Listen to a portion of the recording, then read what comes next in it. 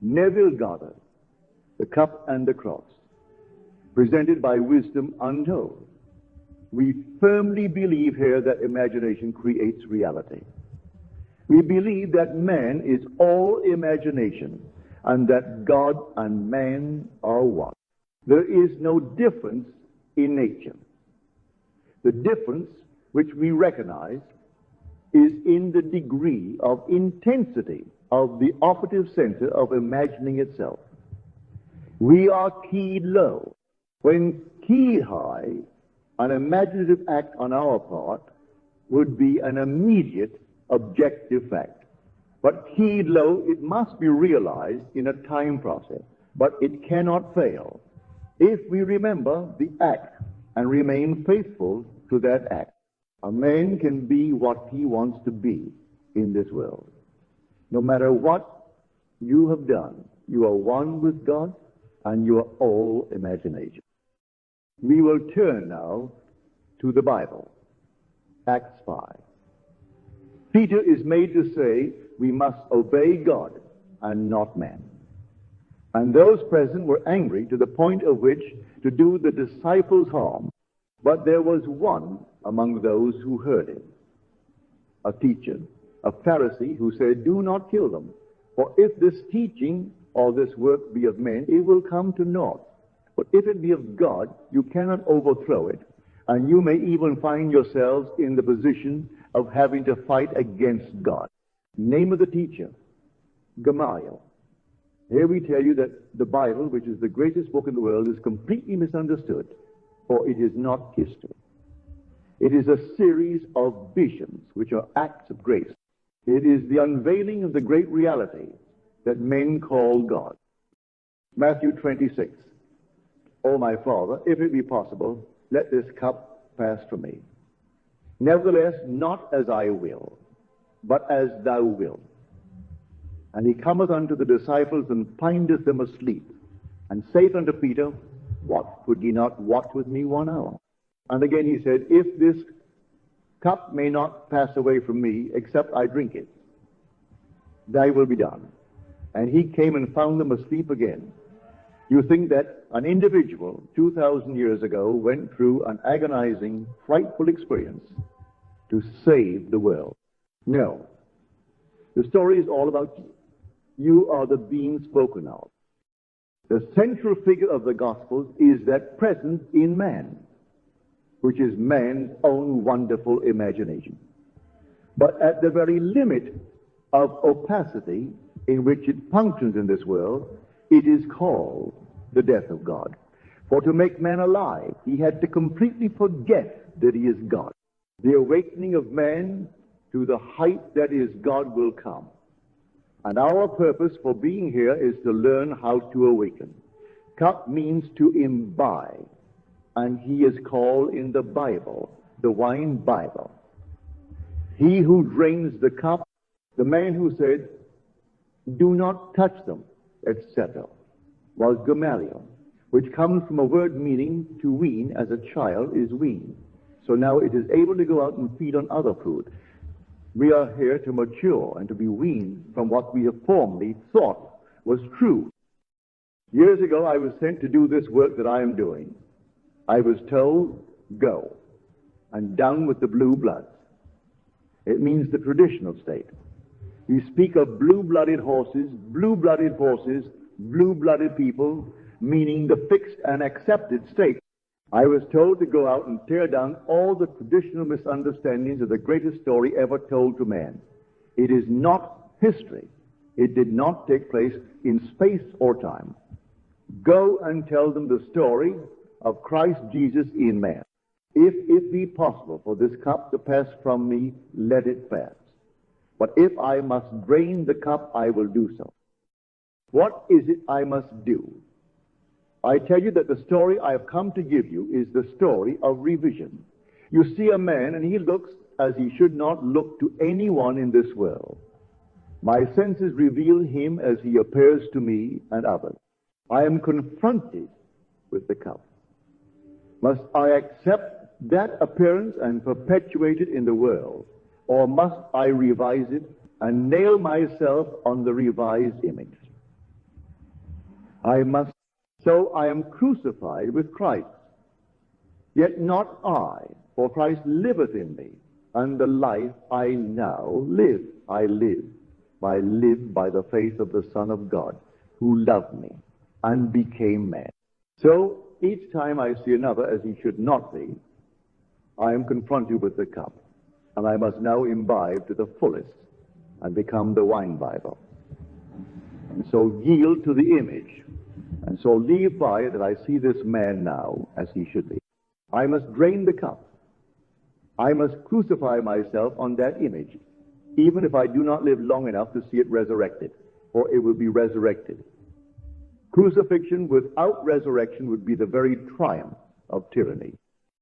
There must be resurrection, for I will awaken, and so will you. Not one will fail to awaken, and then we will take every being in this world and take the ideal of that being, and so yield to it that we nail ourselves to that imagined state and remain faithful to it, so that no matter how long it takes, it will be done. That is the cup you and I are called upon to drink. It is offered to you tonight, not 2,000 years ago. You drink it for yourself or for a stranger. The man you want to be, that man you want to be, that man you will be if you will nail yourself to that state. That is reality. It seems crazy. Men reject the teaching of Christ and of Christianity, for the churches have no concept of this teaching. It has nothing to do with ritual. We conquer only by the sword of forgiveness. Identify the other with the ideal that he has failed to realize, and to the degree that you have truly forgiven him.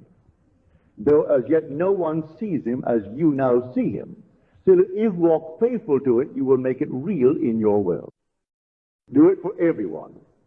Everyone is immortal. He is not contained in this little body. I am not. You are not. You are not. I am scattered over all my Father's visible and invisible universe.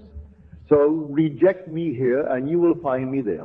So I must, in my mind's eye, resurrect you. And you must, in your mind's eye, resurrect me.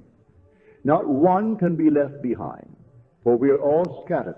And we must gather that which is scattered, and we must gather that which is scattered into the perfect body that my Father saw when he became it. So he became alive by nailing himself here on Golgotha, which means the skull. Here is where he is crucified. And the measure of awakening is measured by my awakening you in me. So, no matter what anyone has done, it was only in a nightmare. I will represent each to myself, as my Father saw him, and to the degree that I lift each up within me, will the veils be removed, and God's eye will open, and I will see the perfection of everyone in the world. There is no place that you are not, and I am not, for you are infinite and scattered all over God's universe. I cannot run away from you, so I must face you here and see you as you should be seen. And walking in that state, I lift it up. Now, we can do it in other ways, the practical ways. What I am telling you now belongs to a higher level of being, but take it on a lower level, if you wish. A job, or a home, or money, or health. Whatever your need is, we are entitled to it, for God gave it to us. For you and I are citizens of heaven. I was actually sent to this sphere to tell you that no matter what your race or your background is, you are a child of God. Down with the blue bloods, the old traditional fixed beliefs. No matter who tells you otherwise, their concept is completely wrong. Every man living is God-made, visible, black, white, red, or yellow. Man goes through different stages of awakening. Do not think because you are wearing a light pigment that you are more awakened than one wearing a darker skin. Listen to them. Gamaliel said, and it means to wean, to ripen. If what they say is of men, it will fail. If it is of God, you cannot stop it. And you may even find yourselves opposing God. I know what I say is true. You can prove it. You can take anyone in your world and represent him to yourself as he would like to be. Take an incorrigible child and bring him before your mind's eye and see him as you would like to see him, and he will embody that state. Revision is the most practical thing in the world. The story of Christ is the story of revision. But the world does not understand because it was told in a parable. It is told in the story of the unjust steward, which I have given you before. I know what the day revealed to me. Change the day. Can you change it? I was just reading this masterwork on psychology, which claims the past has ceased to be, but influences the present through memory. So it is said in this wonderful work that it has ceased to act, save through the gathered experiences stored as memory. It cannot be acted upon. It has not ceased to be at all. The sentient are not now in these states. A man who went through a gas chamber is no longer going through it. The forms remain, and the day will come when they will see that he never went through a gas chamber. There are many forms of the remembered past revived. Go back to your second year, if you can remember that far, and take any incident and change it and represent it to yourself as you wish it had been. And living in it, you will change your entire world now. For if the past is influencing the present by the memory of it, you change anything in the past and then change the present. If I miscreate something God gives me, I have the opportunity of finding how to change it. I can stretch back in time and take any incident in my miscreated past and changing it. Change my entire present. God became man, and he is in every being. There is no other way that God could become me but by giving himself in that becoming. Though I call myself Neville, it is still God. You think that is blasphemy. I do not care what you think. Every child born of woman is God, and that which became man is Christ Jesus. It bears this cross of man, and this state is like a tomb. And as Blake says, God himself enters death's door with them who enter it, and lies down in the grave with them in visions of eternity until they awaken. God himself entered this grave when I jumped in my mother's womb, and he will never leave me. For if he should leave me, I would cease to be. And then I awake by doing for the whole world what God did for man. So take any man's dream and nail yourself mentally upon that cross by imagining he is that being he desires to be, and walk just as though it is true and live in the dream for the other as if it is true. And as it becomes true, you will lift him up. Man saves himself by, and only by, the saving of his fellow man. He who lifts up the world is lifting up the eye of God within himself. And when he is fully awake, then he is God. Do not ask another why he wants something. Give what he asks for. You persuade yourself that he has it as you witness it, and to the degree that you persuade yourself that he has it, so will it become true. No reward. You want no reward. Whether a man is wonderful or horrible, do not condemn him. All are in states which the soul falls into in its dreams of good and evil. You make it your business to see that everyone is already the ideal he wishes to embody, no matter what it is, for in this way you are opening up the eye of God. For this is the story of Christ. If it really is of God, then you cannot stop it. All he asks is that I try. Must I drink this cup? Yes. There is no other way than the way of the cross. I must cross one state to another state. Reconquer by the cross. It is not a thing hanging on the wall, though as an object it is very beautiful. It is crossing from where you are to where you want to be. From seeing what you appear to seeing what you want to see. That is the Passover. I cross from one state to another. Is there any other way? If it is possible, then let this cup pass from me. If not, then they will be done. What is God's will? All that you gave me, I have kept, and none have I lost. All that he gave me, I must lift up again, and he gave me you and you. I meet you, and you are a gift from my Father out of the nowhere. I must lift you up, for I will meet you beyond all the veils, for you are an infinite being. You have an immortal body, and there is no place in God's universe that you are not. If I do not redeem you here in me, I will meet you elsewhere and still have to redeem you. Well, the most practical teaching in the world is also the most profoundly spiritual. There is no transforming power in death. Think of your home right now. At this moment, it is subjective to you as you are seated here. You do not see it with these physical eyes. It is subjective to this room. But really in your heart, you do not think it is subjective as the world speaks of it. It is out of the range of your senses, but you know it is right where you left it. It is the same with all the worlds of my Father. Subjective and objective are determined by the level on which consciousness is focused. Everything is objective to my Father. And when I awake, my dream may seem unreal and therefore subjective. But it is not, if I am interested, for then it should become to me objective. For that is only defined by the level on which consciousness is focused. While my dream lasts, is it not objective?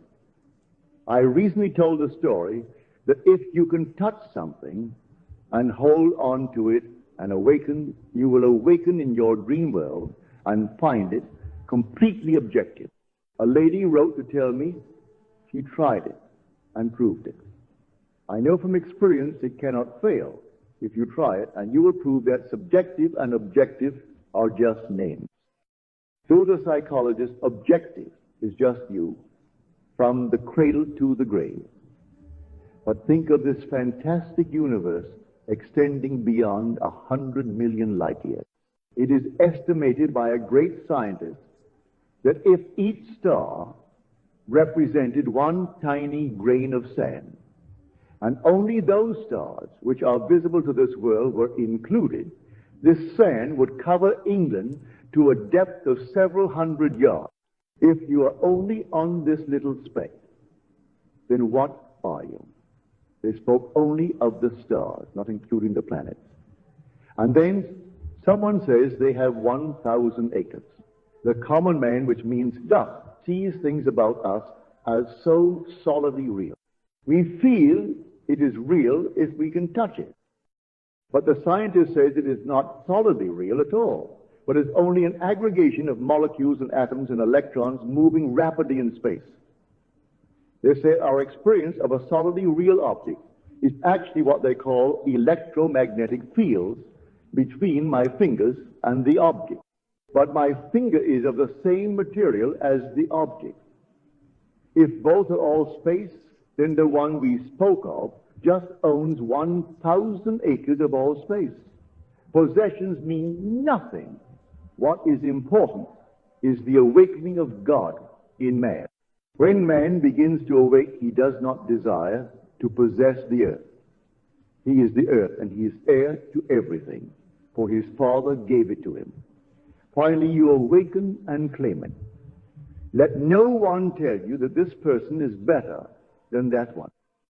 The sun shines on the just and the unjust. If you salute only your brother, if you love only those who love you, how are you better than another? You are doing nothing that all do not do. But it does not matter. It is only awakening that matters. So take every person in the world and try to awaken him in you by lifting him up. So crucify yourself for him, for that is a little death in the divine image. As you go through these little deaths, seeing what you should see and dying to what you formerly saw, then God sees, and then you find nothing to condemn. For no matter who the man is, it is God playing every part. So there is a complete misunderstanding of the greatest story in the world. The gospel does not tell how Christ came at all, but how he comes. He must come in the mind of every being in the world. If he came 2,000 years ago, he is now gone. But if he comes in the mind of every man, that is important. He comes as God came to man by so loving him that he became man and died by believing that he was man. But man must do the same thing for his fellow man as God did for him. And he yields to the dream for another. And to the degree that he is faithful to it, he will make it real in the world. And then finally he awakens. Ask me how I know. I know. Years ago, on a little freighter in the Caribbean, I retired early. And then I found myself outside my body, which remained on my bed. I was in a lovely twilight, and I found I radiated this twilight, for there was no sun or moon, only this light from myself. I floated in this state. I did not walk, and I heard this heavenly chorus singing, "He is risen," and I knew they meant me. I found myself beside this vast sea of sick and malformed beings waiting, and I know they waited for me. And as I passed, each was refolded and refashioned into the image of perfection. Missing eyes or limbs reappeared. All became perfection because it was so that I beheld it. Then I heard the voices say, "It is finished." And then I became crystallized again into this opacity called Neville.